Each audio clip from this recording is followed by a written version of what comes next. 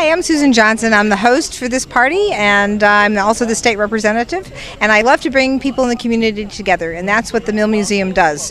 It brings people together, and we're trying to raise money in honor of Mary Lou DeVivo, who raised lots of money for the museum. And this is in honor of Mary Lou, who passed away last year. So I'm very honored to be able to bring people together to work to provide educational funding for the students here in Windham and in the region. Thanks.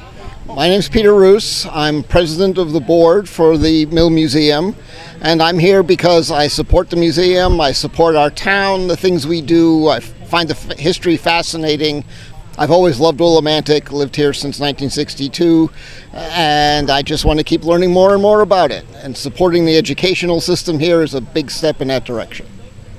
My name's Susella Roos. I'm former president of the museum, and I'm here to support the museum and other museums all over the country. I'm here with all these wonderful people around us to support this museum, the Windham Textile and History Museum.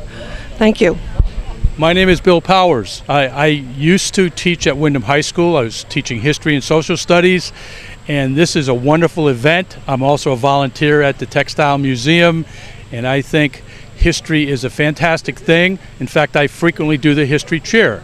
History, history, that's our cry, History. I'm Dennis O'Brien, and I'm really pleased to be here at my home and the home of also of Susan Johnson for this fantastic event to honor the museum and also Windham Public Schools, or Windham Schools, just not just public schools. I'm really glad to see all the people who have turned out, and it's a real pleasure to be involved in this event. I love the museum.